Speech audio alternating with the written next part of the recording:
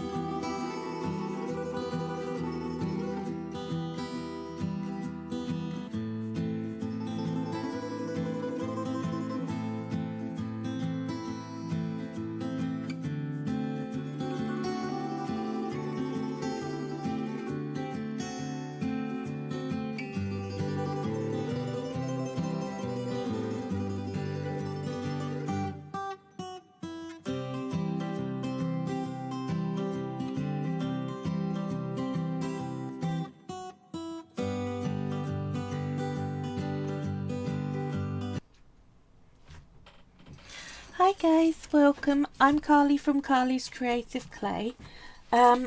going to quickly start off showing you what we made in our last session. Sorry, what? Can you plug the battery in, please? Sorry about this. No, I'll leave it. Right, sorry. Right, the last thing we made on stream was this seal and sea line. And it's been baked up and varnished. And really pleased with how they have turned out. It's a mum and baby sea line. Sorry I've not been around for a few weeks. I have been really unwell. The health battle thing is always a thing with me, unfortunately, but I'm here whenever I can. Hedgehogs is very nice. Thank you, Fairy Hedgehog. Right, what I'm going to do today is, it's my way of addressing something I see a lot in the polymer clay groups. When people ask, and they ask regularly, what do you do with your big pile of scrap clay? The little offcuts that you don't use. Hearty Hearty Life says hello. Hi, Hearty Hearty Life. There's a lot of people that will direct you down the path of different techniques for beads, which is brilliant if you want to be a jewellery maker. But if you want to do stuff that isn't jewellery, like me, I'm not that into it. What do you do with your scrap clay? Well, I'm going to show you several things that you can do, all kind of at once, really. So let's get some scrap clay. In this, we've got bits of cane, we've got all sorts of offcuts, so it doesn't have to be uniform bits of clay. You can do that, but literally all your offcuts. Yeah, I haven't conditioned it. It is just all been put together, and I've rolled it into a ball for manageability. So Says, it's a cool looking ball. it is, thank you. Polymer clay looks cool without trying. It really does. All you've got to do is smooth the surface off and you end up with all sorts. So if you can see, there's bits of a rose cane there. There's a tiny bit of turtle there. There's bits of grubby spotty yellow. So yeah, what we're going to do first off is, instead of conditioning these colours, because you can't because they're all mixed together, the first thing I'm going to do, you can really work with it with big blotches like this. I don't like to. The way I mix it will also condition it enough that you can work with it. So I'm going to turn this into a bit of a long stick. You don't want it too thin that it's too floppy and unmanageable, but you do want to bring it out as far as you can. And where it's unconditioned, you'll see cracks start to form. It's a bit of a tough going to pull it out. That's okay. Just if it cracks, just push it back together and keep working with it. It will come to fix up in the end. Now, I don't know if you can hear when you roll. Can you hear that slight crackle? I don't know if it comes through. What that means is you've had an air bubble in the inside, and when you break it open, can you see how instead of all being stuck together, so if I break it open there, you can see it's all nicely stuck as a solid thing. Here, that air bubble has, as you're rolling out, pushed the air and divided up the clay. That ain't ruined. That is absolutely fine. What you're going to do when you hear that, you can either stab it with a pin and try and push the air out, but I find that quite unsuccessful. I like to tear it open, get down to where it's actually joining, and then we're going to push it back together, pushing from the bottom, pushing up so the air is pushed out the gap. Does that make sense? Push, push, push, push. Doesn't matter that it looks scrappy, and when we get to this bit, push all on, push that end bit back on. Doesn't have to line up, and you will start to hear that it's not making that crackly noise so much. There may be a little bit left there, but I think I can get that out just by working it. So back to bringing it into a stick. You will find that some of these cracks are less stable than the stuff all joined together, so it's more inclined to try and break open again. Just be careful around it. Give it a bit of a squidge and a knead. Get it stuck back together again, and just get it down to thin. Doesn't matter if it stays intact. So a little bit more, and I'd say that looks about right to me. Now what I'm going to do is twist it on itself. If you sit there and you do it with your wrist like that, you're going to have real painful wrists. Don't do it. Hold one end, put your hand on the other end and push it forward like that. If it breaks, fine, push it back together again. What you're going to find is when you twist over that bit, it's going to break again. So what I do is I put my hand on the brake, and even if it was, say it was there, push it back together, put my hand on the brake, I'm going to twist either side of the brake, and then I will do that centre bit over the brake manually. Don't want too tight a twist, but make sure it goes all the way up to the tip so you get rid of some of these big blocks. On that little brake, we're pushing it together while we're twisting, like so. See? And you just hold it and help it along as you twist. All the way up to the end, like so. See? You can get it looking relatively good. Now, this you can put it together and twist again and do that until it's all up. The other way of doing it is you just bring it into a ball, but make these lines face all different directions. Doesn't matter if it breaks. Just stick it all together, wrapping round like so. Now, it's not going to be even, and can you see there's a little air pocket there? What we're going to do to get rid of some of these is, instead of just rolling it out, if you rolled it out, the top surface will smooth outwards and will cover over the air pockets and mean you have a big pocket of air in your clay. What I do is I start to push it together in my hands like that, just to get rid of some of those bigger air pockets before I roll it out smooth. Now, you don't actually need to smooth it out unless you're using this line design, which is legitimate, but I tend to not. I like the swirly effect of the inside of it, and that swirly effect will go through the whole clay. So if you can see, I'm just squaring it into a cube by pushing on flat sides. Rough cube, doesn't matter that there's all join marks and stuff, it's fine. Let's get my blade, and I'm going to cut all the outside off like so.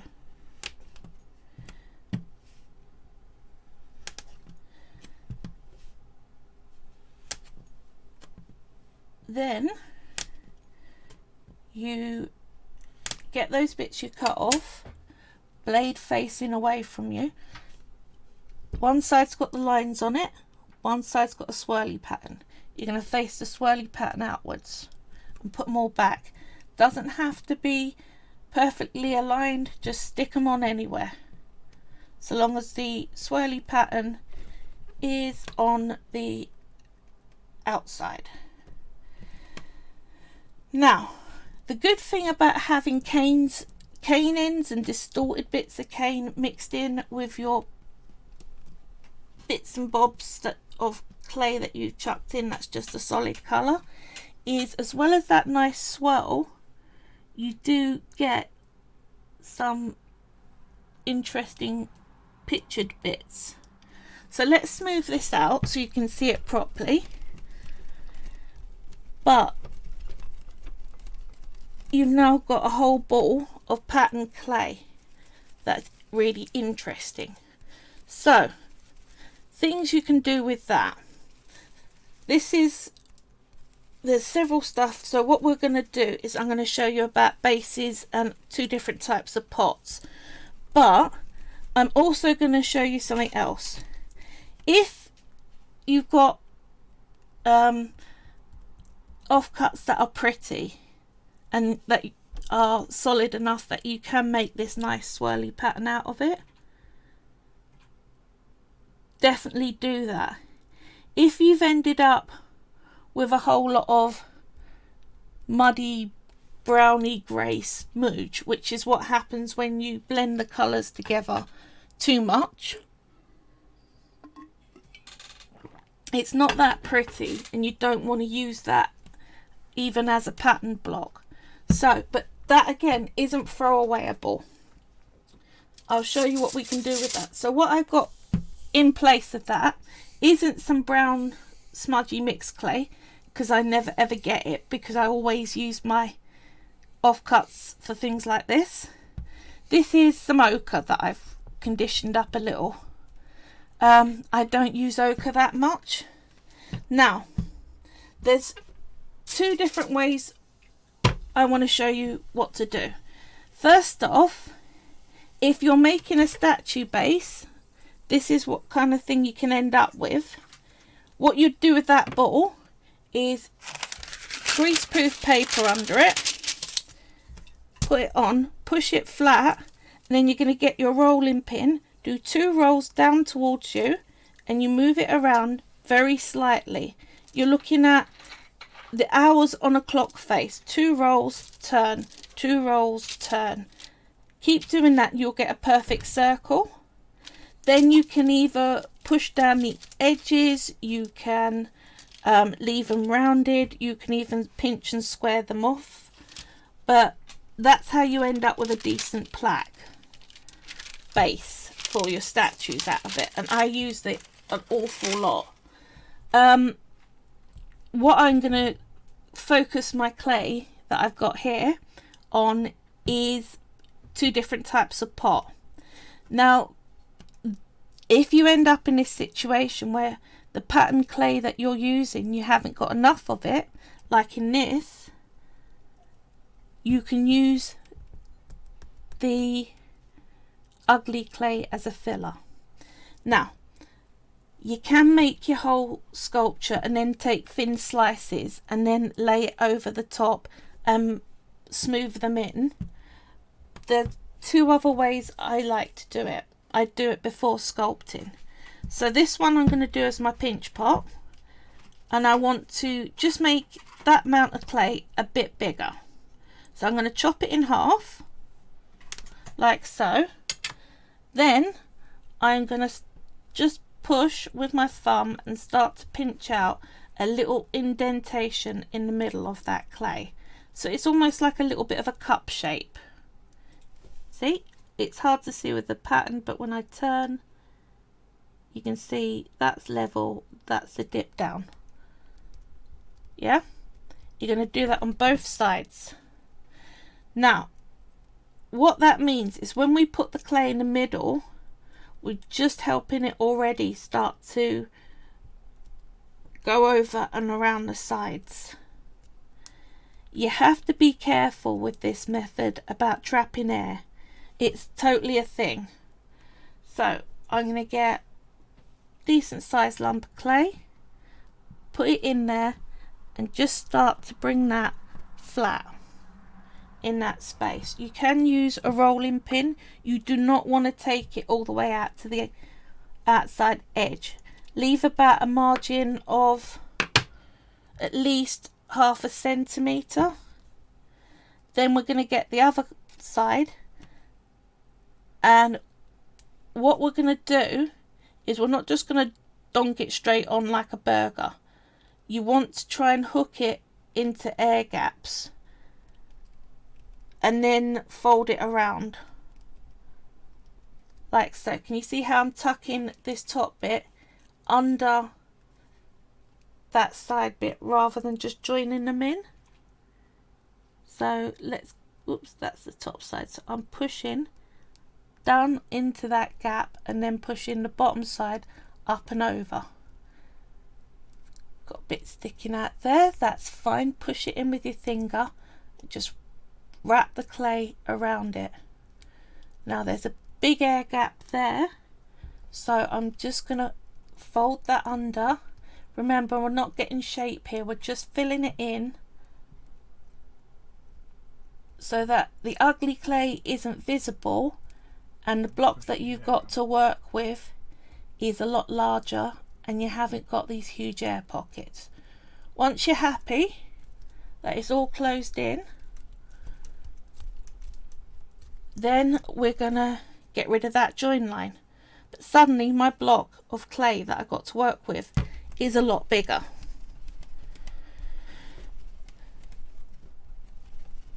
You do get very quick at this. I was doing it very slowly just to show you, but you don't really need to do it that slow.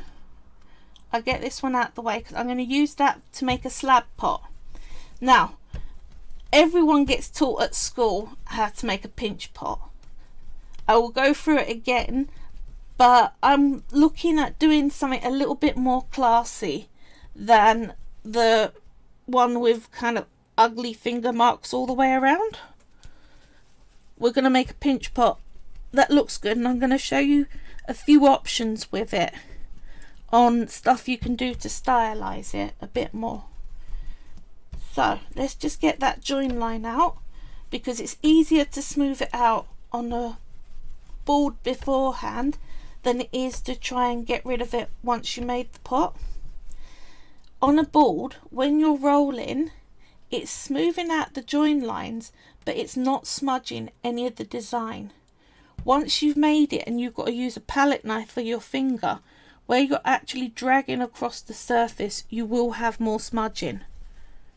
So this is why it's best to take the time to really get rid of it.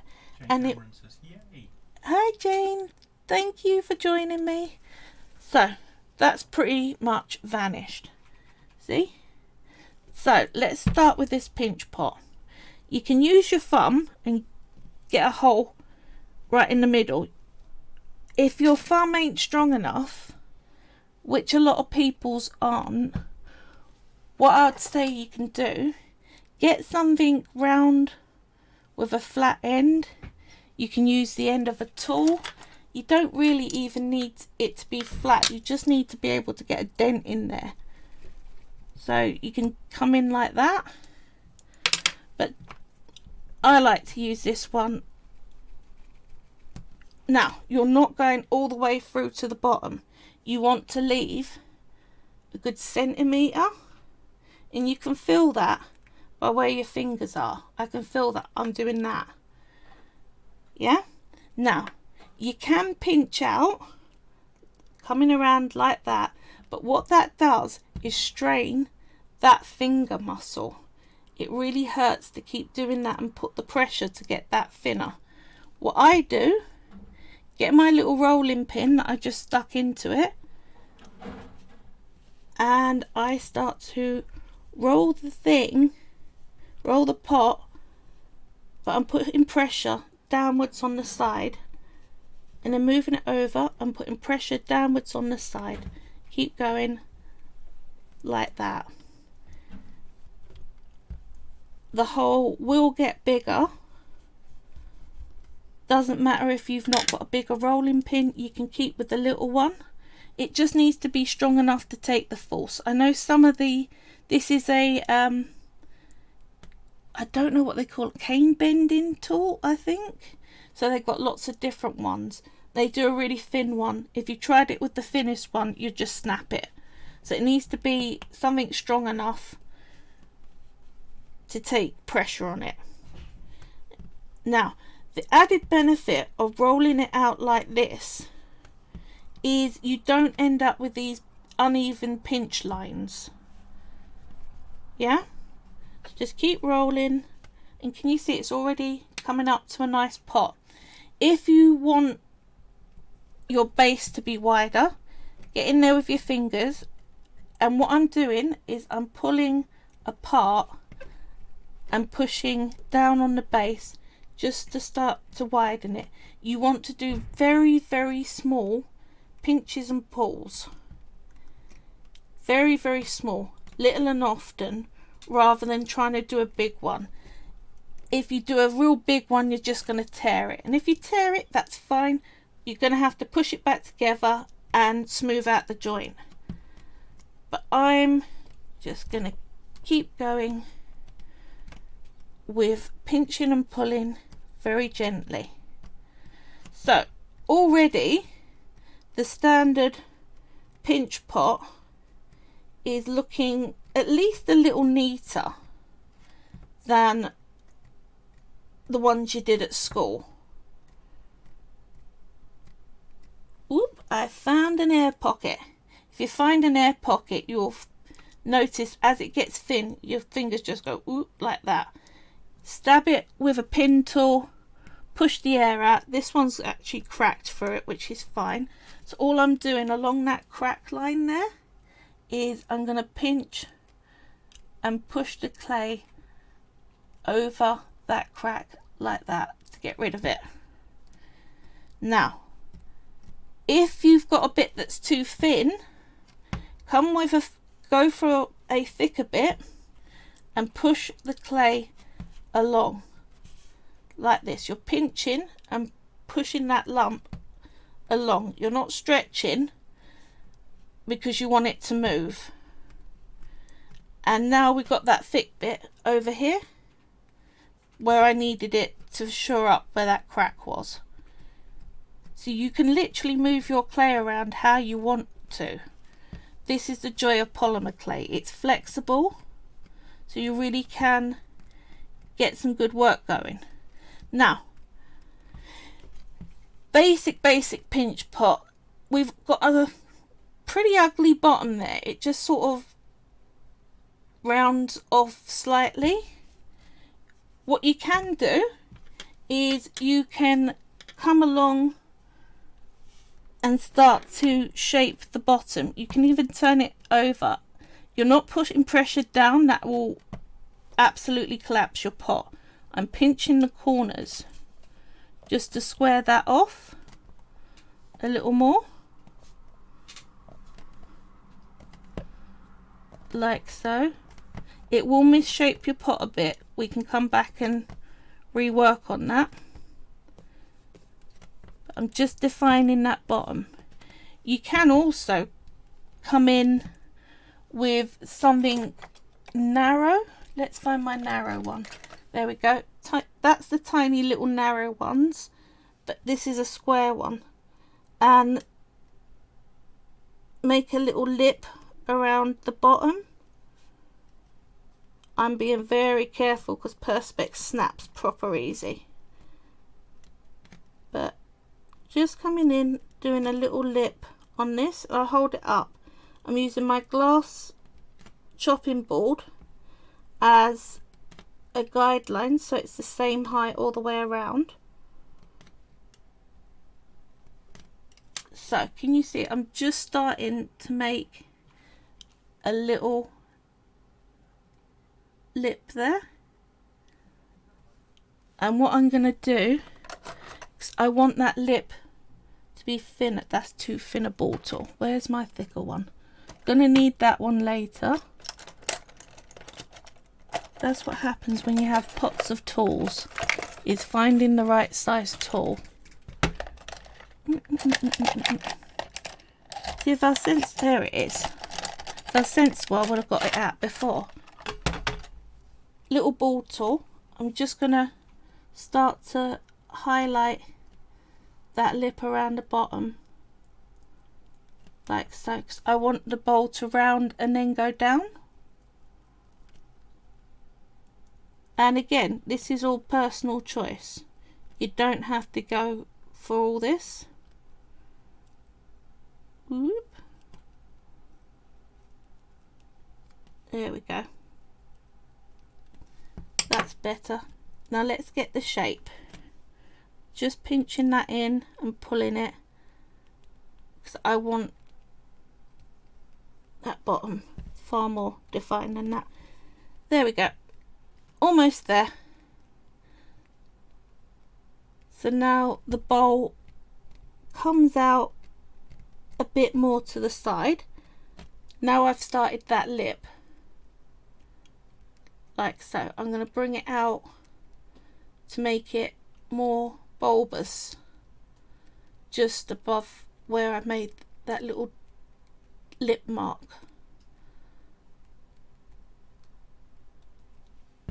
You can also attach a little circle panel of the same clay to make the same effect and then smooth in the join, but I like to actually shape it out of the clay.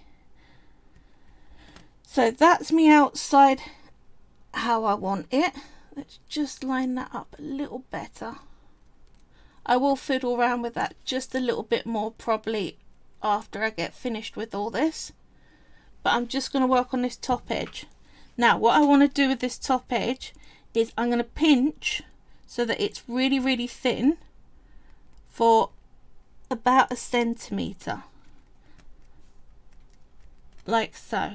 Doesn't have to be even, this one, because what I'm going to do is roll it down so we've got a rolled out edge. That makes sense. Just coming around, pinching it. You don't want it so thin that it breaks, so I think this is about 2 millimeters thick, 2 or 3 maybe, yeah. So it now looks far more sort of splayed out, and again that's another look. But what I want to do is I'm going to take any bit and I'm going to roll it over. Do the first roll. You don't want to do the whole thing, do it a little bit at a time. So I'm going to double roll down, just turning it over and starting to tuck it under and roll it a bit. You can roll it this way so that the lip goes to the inside, but that's not what I want to do here. Just take it gently and you'll find you won't tear the clay. I'm just helping it form over and rolling it almost round like so.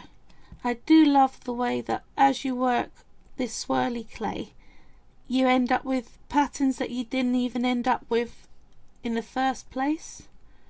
So these nice big gold and red spiral things going on in the middle there was not anywhere on that pattern block really looking like that. It was only as we worked it and spread it out that was created. So there is a level of things you can control, like the amount of colours that are in your mix, but the end design you really can't. So I've curled it, I'm twisting it. If you end up with a crack, just smooth it over with your thumb. Just be gentle. Now I've got curled lip, quite a outward going bowl. If you'd rather it to have a more of a scooped up side, we're going to come along and just push together on that joint. Make sure you're not squashing that roll over. You can change shape even once you've done the roll over on the top lip, just by pushing it, little pushes. See, and it's all come back up. Now you can even take the outside and so take the side and push it so that it's going further out, and then bring your lip coming in. So you've got like a very bulbous side of a bowl. You push in with your thumbs and then pinching at the top. So you can see you've got lots of different shapes, but I'm going to just stop at this shape and I'll show you what I've got. So we're rolled over the edge. I need to neaten them up a little, but I will just go along with a palette knife and just straighten up to make sure that all the rollovers are level. But I'll do that afterwards. But what do you reckon? That's my finished bowl, and you can see it's a little bit nicer than the normal pinch pots. Yeah. Now, other one is a slab pot. Oh, also on a pinch pot, I'll show you another one that I did. Whoops, come off the foil. What I did with this one was, instead of rolling the sides over, I pushed in with my thumb and pulled out with my finger to create a wave, then push in with my other thumb like that, and you get this nice daffodil looking top. So yeah, lots of options, but the other way of doing it is via a slab pot. And again, what we're going to need to do with this is do some clay dividing first of all. So I'm going to need a base. So let's take off a little bit of clay like that, and I'm going to need a little bit of clay for joining, for all the joins. So this is what I'm left with. Now, this isn't enough clay really to go all the way around that. So I'm going to show you the other way of filling in your ugly clay. Now, if you filled it in like I did with that pot on this, then I cut it, obviously you're going to expose the core. So do all your divisions and then add your spare clay. So what do I want? Probably about that much. And what you can do is, even if you only have a small amount of your pattern clay left and you need quite a bit to go around, so let's do it a little bit bigger. So you've got a large amount of center clay and not a lot of cover clay. That is fine, you can totally get away with this. What we're going to do is cut your little bit, cut little slices. Now again, you don't want them so thin that you can't work with it. If it's too thin, it will fold over. You'll have a real hard time placing it. So this is, again, about centimetre, half a centimetre, that sort of thick. Maybe a centimetre? Maybe a centimetre, just under. It's not a perfect science. Yeah, the camp was that, if you like. Yeah. And all we're going to do is just start to spread it. Do you know, like how I said I did when I put the backs of the bits of clay we cut off and turn them round? We're just doing the same thing to this. Now, I'm on purpose showing you what you do with gaps. You can push it round to fit the space, like so. You can break bits off and stuff it in the gaps. That's always an option. but just get it all covered up like this. And you want every side. So we need to come in and do this side. Make sure I'm not trapping any air. Obviously, you don't want to trap air. Like so.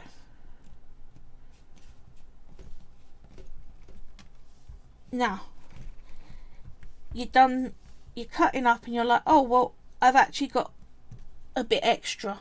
Just whack it on.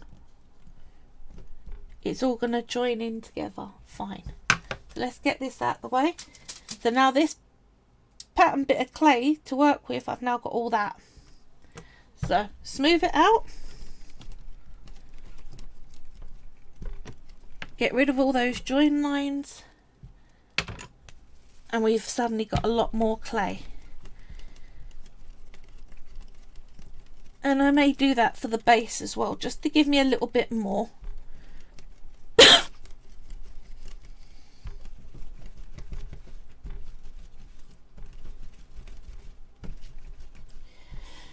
And you can cover quite thin, but the thinner you make the pattern clay that you cover your scrap clay with, the more chance you've got when you're moulding of the scrap clay showing through. If you thin it out and thin it out, do you get what I mean? So that's pretty good. Let's get a little bit of extra here. Doop. That'll do it. And I'm going to do the same method as I've done there. Just wrap it round. So let's cut that in half like this.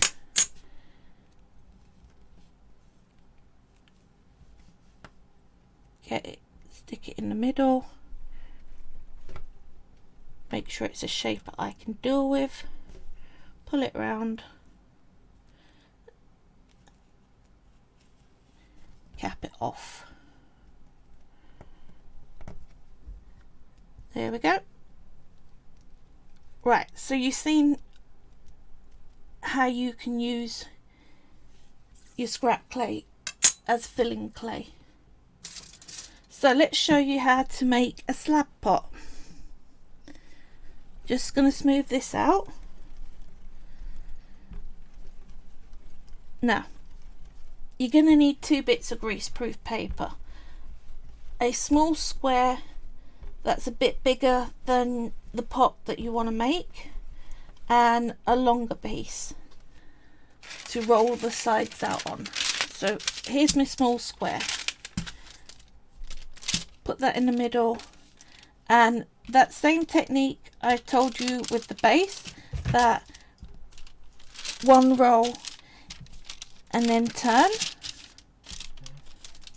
is what you're going to do here to get your round pot base. And again, if you want to do this with any shape pot, it's just as easy. You just need to start your shape out with the shape you want base. So a little bit thinner, then I'm where I want.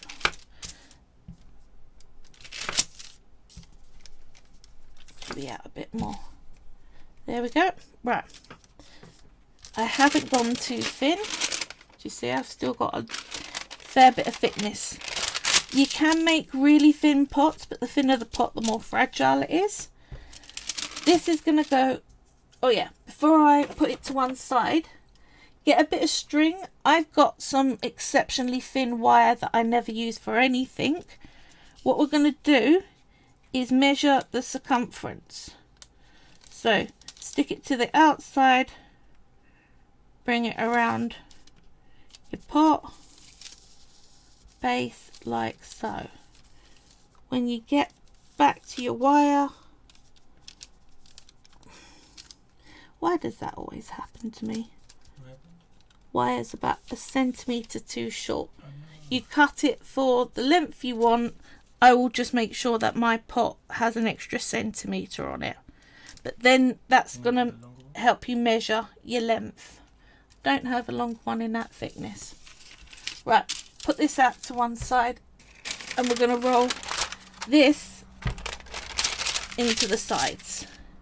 So, first thing I like to do is to get it to believe it's a rectangle.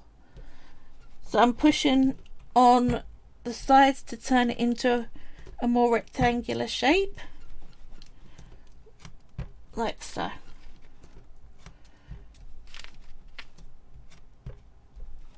There we go. A little bit more rectangular.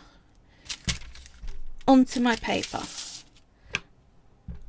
And we're going to, because we want a rectangle rather than a circle, we're going to go and bring it just out in one direction.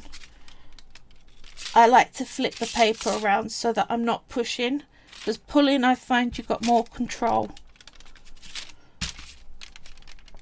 The paper for some reason does not slide around so much when you pull.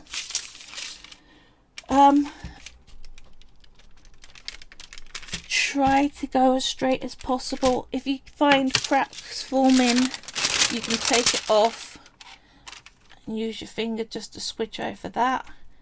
You can also help it along by stretching it with your hands off the paper, but I find a combination of it all useful for me. Now, if you're finding it's starting to go too far outwards rather than lengthways, come along, use the side of your board to push, and I'm pulling.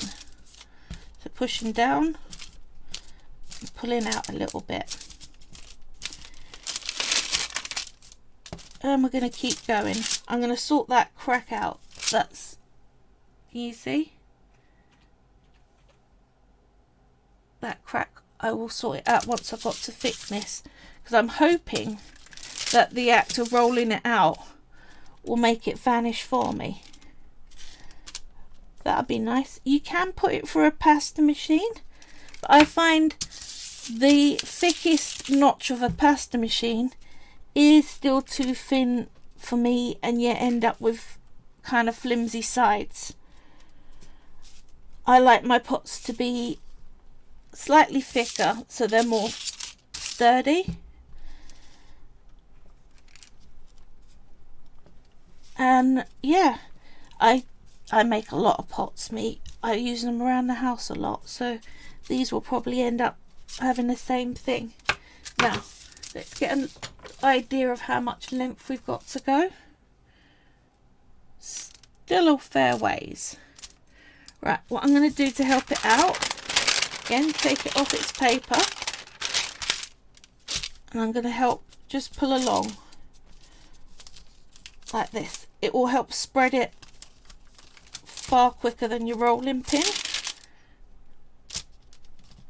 but it is prone to causing cracks, so I'm only really doing it because I'm on the lazy side of things and want to get it done quick. But you've got to be careful that you're keeping the clay an even thickness all the way along when you do this. There we go, that helps. Let's put it back down, roll it back out. So it takes a fair old bit more than the pinch pot ever does, but you end up with far straighter sides, I find. And definitely an even thickness. The other thing you can do, if you want to be certain on it all being the same thickness, lolly sticks, and I blue tacked them together and then gone over them with a rolling pin to make sure they're the same thickness. Stick it on either side, and then once it gets down to lolly stick height, it can't go down any further, so it will make sure that everything's lolly stick height, which is useful, and you can stack them up to whatever you need really. I find 2 sticks is just fine height wise for me. It would be nice if they did very, very long lolly sticks. I'm sure I could probably spend money on some wooden battens, but this suits me fine. I just move the stick up when I get that far. See? Everyone gets hold of lolly sticks, especially since we're in the summertime. There we go. Right, that's all definitely turning out to be the same thickness now, which is useful. Right, now that we've got that, let's check our length. Much more like it. It's easier to have too much and get that to lay right than it is to have too little. So let's first straighten up the sides. You can either do that by getting your blade and pushing along that edge, or you can trim and actually come along and cut it off, or you can peel it off the paper like so. Don't just try and rip it off the paper. Do that peeling back thing. You won't end up with all your clay stuck on the paper then. And what I'm going to do is just push it along that board so that I get a bit more of a straight edge. But it may come to the point where I just trim it. But I don't like to waste more clay than I need. I'd rather keep it all for the pot. That looks pretty even. You can come along and measure it, but I'm not. Cut the ends off where they're rounding, or again push on them. But where I've got extra, I think I can cut fine. Like so. This is why they call it a slab pot, because you're making a long slab. So let's put my blade out of the way. Take this off. You're going to pick which side you want for the outside. I think I'm going to go for this one. And what we're going to do is push firmly to the base and bring it round. Like so. You want to make sure it's firmly joined underneath. And when you hit your clay, you can cut it off, or you can measure it like a decent person would, but it's me and I hate measuring, so I just support the sides and cut down like that. There we go. Now you want those 2 ends to be pushed together so that it is flat. I'll show you what that looks like. Let's just clear up my space. There you go. That's the join line. So first off, we need to get rid of that join line, and what I'm going to do is pinch and start to push the clay over and smudge it so that it vanishes out. You also want to make sure it's firmly pushed onto that bottom like so. Then we can come and start to work on the shape a bit better and its join line. Once you've got that join line to vanish, which takes a little while, especially up on that top, if you really can't be bothered to get that top to close over, you can always add a different colour as a rim around the top of it. But it does notice very much if you don't get that side split to go through, and if you don't join that right, the pot's liable to break apart anyway.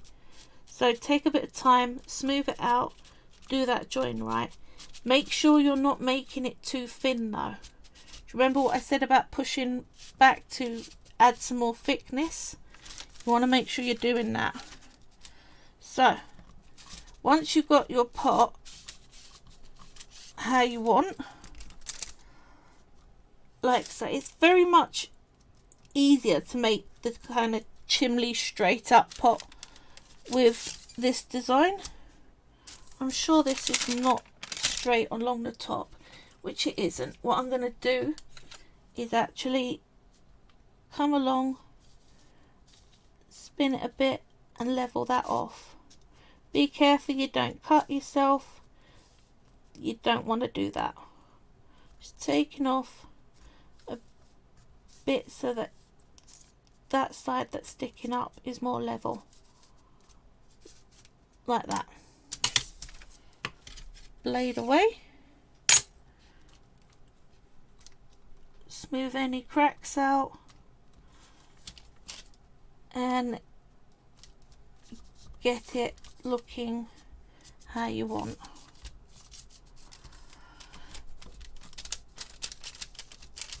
And again, you're going to need to do a bit of pinching and tugging around to get it to really look how you wish. But once you've got it to a shape that you're happy with, which I think this needs to come out a little more, I think. There we go. What we're going to do is we need to reinforce that inside. And what you're going to do for that is that little off-cut bit you had at first, you're going to make a really, really thin little sausage. And you want that pretty thin.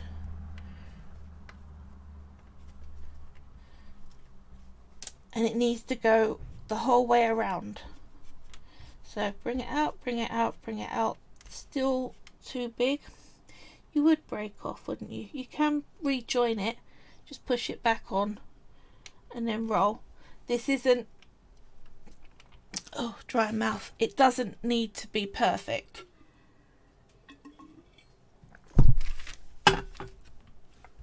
Like so. Keep bringing it out. Little and thin. If this is too large, you'll have a problem. You'll see why when I show you how I use it. Right, that looks about right. My ends are still too thick, so make sure they're the same thickness all the way around.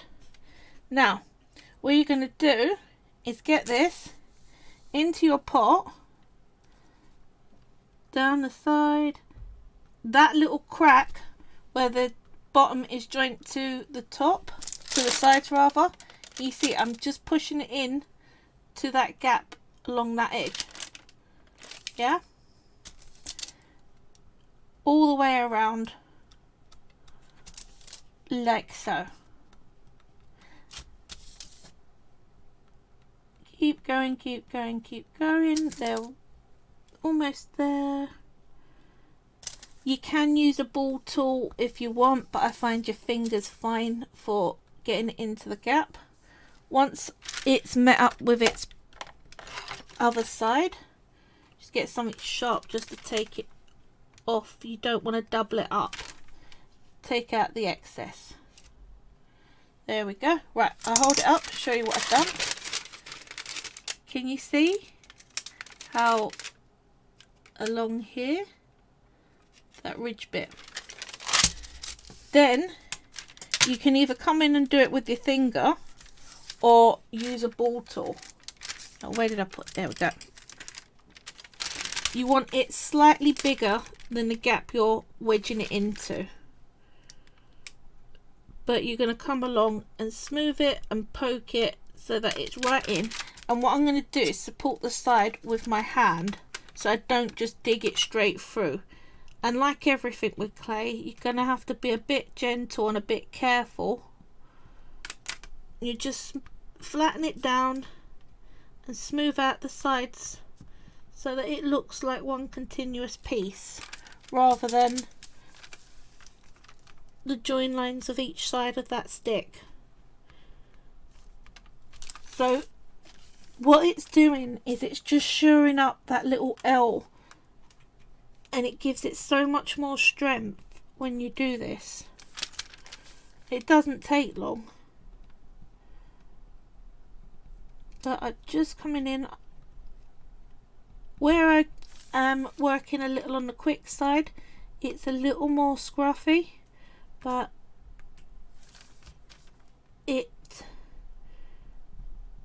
it's an easy process. You're aiming diagonally down, not straight down, not sideways. Diagonally into where that gap would have been. Yeah? Smushy, smushy, smushy. Right, that's it in. I'm just going to use my finger just to get rid of some of that join line. Like so. And you can really... I spend probably about 20 minutes to half an hour just smoothing out cracks and making it all look how I want. Once you've got it exactly how you want, I'll give you a look. Can you see how it's pretty much vanished? Yeah?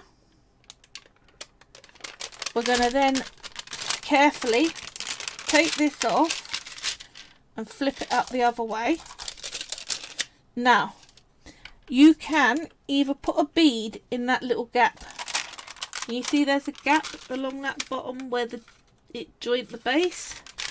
You can either put a bead in there, or you can carefully, and I would suggest you put your fingers in, slightly cupped like that, so that you're supporting that base, and come along, put your finger right where you're, so my finger is there, but on the inside. Right where that joint is, just move it across, and you're just going to use a palette knife or your finger just to smooth it over. But again, if it's too hard for you to do this, put another bead like you did on the inside along that gap just to fill that little L. But I find it quicker just to come in like this. You may have a few cracks along the very surface. We will get rid of that momentarily. We just want to get the majority of that line out. So keeping in, smoothing it out. Once you've baked this, by the way, what I like to do is make some little feet out of the excess spare clay, and then once it's baked I will mount it. If you mount them before you baked, so while the pot's still soft, you're gonna find that the base doesn't lay flat. It will start to sink and sag around those feet because your clay gets softer just the moment before it goes hard, and that little bit of softness is just enough to make your work fall apart, I've found. So getting it structurally right really is important, because you don't want to make stuff that's only going to last a couple of weeks. It is a plastic after all, and plastics are good if you're going to use them long term, but they shouldn't be single use items. I don't think polymer clay should be made in a way where it doesn't last a while. If it's treated right, it can. Having said that, if you're making pots for kitchenware, they don't go through the dishwasher well. So this is how I got it. You can still see a few little join lines, but what I'm going to do next, put it back on its paper. Then I'm going to hold the side and really push into those corners just to flatten that, any of those crease lines. And when I hold that up, you'll see how it makes the bottom look a lot better. Like so.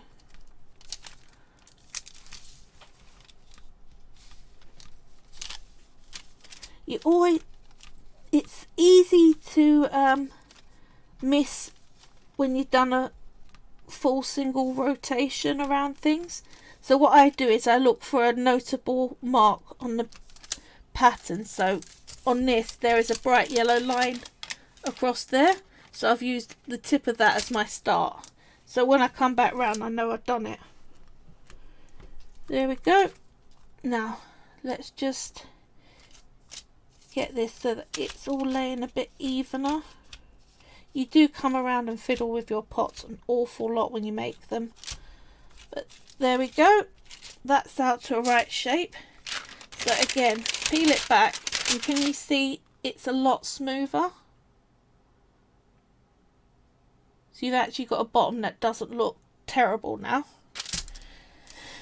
Now, what I'm going to do with this, because I don't want to really tidy up all the cracks along the top there, I'm going to show you how to just add a rim of a different colour. So what I'll do is, I think I'll go black for this. Make sure you've got it all nicely how you want before you add a rim to it. So let's get some black, like so. Move my colour bits out of the way, and again they will go back in my scrap clay to do other stuff with. Let's condition this out. You can use more of the same clay to put a rim on, but I think it's nice to have a contrast, especially when you've got so much busyness going on. So what I'm going to do is roll my black out really thin. That standard slab pot design is the backbone of traditional pottery. It's used for so many bases for pots, and it is quite a square one. You can start to work on shape once you've got it all joined in and looking nice and uniform. I like that chimney pot straight side look. The other thing that you can do with this, before you join the slab on, you can come along with a little mini cutter and cut shapes out of the sides, and then you can turn it into a tea light. Now, the tea light, you do not want to put actual tea lights in it. You want to use LED tea lights. It's not going to go up in flames, but you'll scorch your clay and you'll end up with black marks on it, and it can put off a bit of a gross smell. So taking my black out as long as I can, like so, bringing it in half, and I'm going to do a real basic twist, very loose, same as I did to twist all those colours up, but you want to make sure that it's even. So if there's any of it that are bigger twists than the others, just hold next to where you want to twist and it'll all go through fine. So like here, I just want to twist that. There we go. That looks pretty even to me, like so.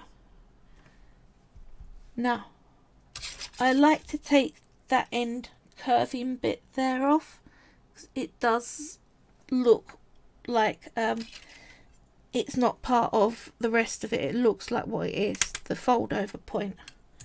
So like this, you're going to push it, make sure it's securely put on.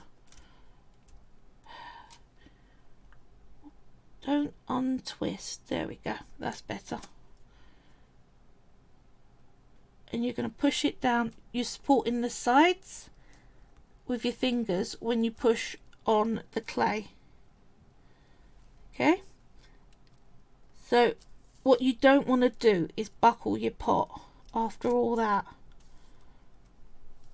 and it's entirely possible if you aren't careful with how you're adding.